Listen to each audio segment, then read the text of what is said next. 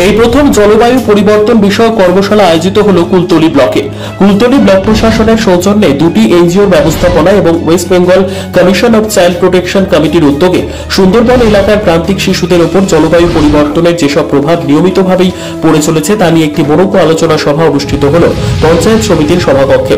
অনুষ্ঠানে প্রধান অতিথি ছিলেন West Bengal commission of child protection কমিটির চেয়ারপারসন শ্রীমতী তুলিকা দাস। আলোচনার শুরুতেই জানান যে তাদের এই উদ্যোগ প্রাথমিকভাবে প্রত্যন্ত সুন্দরবন লাগোয়া দুটি ব্লক কুলতলি এবং গোসাবার জন্য। তিনি জানান এই দুটি ব্লকে তারা প্রধানত বিভিন্ন এনজিওদের সাহায্যে জলবায়ুর প্রতিনিয়ত পরিবর্তনের ফলে বিভিন্ন প্রাকৃতিক বিপর্যয় এসে মানুষের কি সামাজিক এবং ব্যবহারিক অবস্থানের পরিবর্তন ঘটাচ্ছে এবং সাথে সাথে এলাকার শিশুদের মনে কিভাবে তার দীর্ঘস্থায়ী প্রভাব পড়ছে সেগুলোর অনুসন্ধান সহ প্রতিকারের উপায় খুঁজবেন। জলবায়ুর যে পরিবর্তন না, তার সাথে সাথে আমরা নিজেরা এত প্রকৃতিকে ধ্বংস করেছি, আমরা ভেবে দেখিনি যে জলবায়ুর পরিবর্তনের কুপ্রভাব আমাদের কি কু অভ্যাসের জন্য আরও বেড়ে যাচ্ছে। তো আমি আমার বক্তব্যের সময়ও বলছিলাম যে আমি মনে করি যে বেশ গত 10-20 বছর ধরে আমরা অনেক কু অভ্যাস ক্রমাগত চর্চা করে চলেছি, ক্রমাগত অভ্যাসের মধ্যে নিয়েছি এবং আর সময় নেই।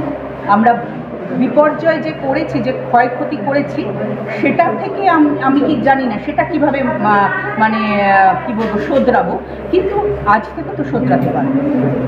আজ থেকেও যদি আমি প্রতিজ্ঞা করি, আজ থেকে আগামী দিনগুলো যদি আমি দেখি, আমরা যদি অভ্যাসটা বদলাই, আমরা যদি জলবায়ুকে কেয়ার করি, যত্ন করি, প্রকৃতিকে যত্ন করি, যদি আমরা বিশ্বাস করি যে আমাদের ভালো থাকার জন্য, আমাদের শিশুদের, আমাদের আগামী প্রজন্মকে ভালো রাখার জন্যে আমাদেরকে সচেতন হতে হবে, অভ্যাস করতে হবে। কুলতলি ব্লকের সমষ্টি উন্নয়ন আধিকারিক শ্রী সুচন্দন বৈদ্য বলেন যে বিগত দিনে কুলতলি ব্লক অনেকাংশে পিছিয়ে পড়া এলাকা চিহ্নিত হলেও বর্তমানে অবস্থার যথেষ্ট পরিবর্তন হয়েছে। তিনি আশা প্রকাশ করেন যে এই ধরনের কাজের ফলে ব্লকের শিশুদের মানসিক এবং শারীরিক স্বাস্থ্যের সমস্যার জায়গাগুলো চিহ্নিত হয়ে ওঠে আসলে তার প্রতিকারও করা সম্ভব হবে।